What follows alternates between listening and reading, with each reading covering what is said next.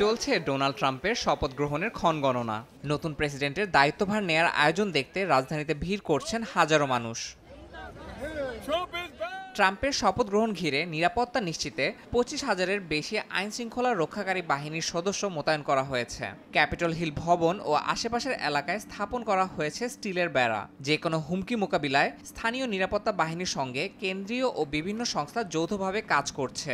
এর আগের গুরুত্বপূর্ণ আয়োজনে জাতীয় নিরাপত্তা পরিচালনার অভিজ্ঞতা কাজে লাগানো হয়েছে বলে জানিয়েছে সংশ্লিষ্টরা।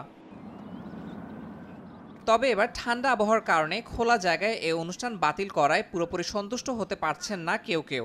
ভবনের ভেতর অনুষ্ঠান আয়োজন করায় হতাশ হয়েছেন অনেক দর্শক। অনেকেই আগে থেকে হোটেল বুকিং ও টিকিট সংগ্রহ করেছিলেন, তবে বাইরের আয়োজন বাতিল হওয়ায় তাদের আশা ভঙ্গ হয়েছে।